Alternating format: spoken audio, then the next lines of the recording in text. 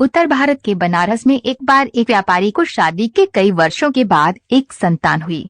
बच्चे की कुंडली तैयार करने वाले एक ज्योतिषी ने भविष्यवाणी की थी, कई बच्चा बड़ा होकर बहुत बुद्धिमान होगा, इसलिए उनका नाम ज्ञानी रखा गया।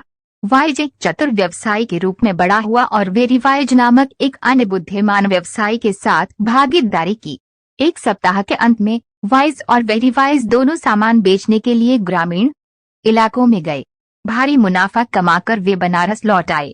दोनों अपने अपने खातों को अंतिम रूप देने और लाभ को साझा करने के लिए बैठ गए। वेरीवाइज ने कहा, देखो, मुझे तुम्हारे जितना दोगुना मिलना चाहिए। विस्मित समझदार ने पूछा, लेकिन क्यों? आपने किस आधार पर गणना की है? वेरीवाइज ने चुटकी ली, क्योंकि आप केवल बुद्धिमान हैं और मैं बहुत बुद्धिमान हूँ। वाइज ने प्रतिवाद किया, क्या बात कर रहे हो? याद रखो, हमने इस व्यापार यात्रा पर समान निवेश किया है, इसलिए हमें लाभ को समान रूप से साझा करना चाहिए। ऐसे चलती रही। बहुत दिमाग की लहर आ गई और अपने पिता के पास गया। उसने उसे एक विशाल पेड़ के नरक के अंदर छिपने के लिए कहा। उन्होंने कहा, मेरे व्यापार भागीदार और मैं पेड़ के पास आएंगे और पूछेंगे कि हमारे मुनाफे को कैसे साझा किया जाए। आपको कहना चाहिए, बहुत बुद्धिमानी से दुगना मिलना चाहिए।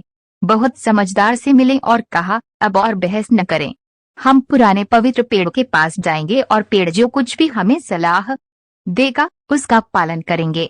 बहुत ही पेड़ के पास ले गए और बोले, हे भगवान ट्री स्पिरिट, मैं वेरीवाइज हूँ और ये मेरा बिजनेस पार्टनर है वाइज। हमने एक साथ बिजनेस किया है और अब हम इस बात पर सहमत नहीं हो पा रहे हैं कि हम अपने प्रॉफिट को कैसे साझा कर सकते हैं।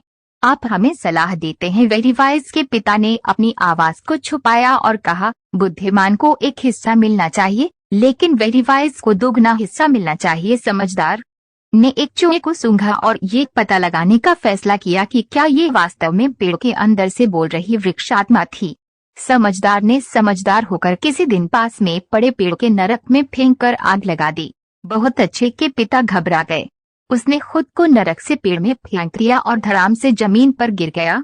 अपने आप को जल्दी से समेटते हुए उन्होंने विलाप करते हुए कहा, मेरे बेटे का नाम केवल वेरीवाइज है, लेकिन वह बड़ा धोखेबाज है। ये दुर्भाग्यपूर्ण है, लेकिन वाइज अपने नाम के अनुरूप निकला है। इस घटना के बाद वाइज और वेरीवाइज लाभ को समान रूप से साझा करते हैं।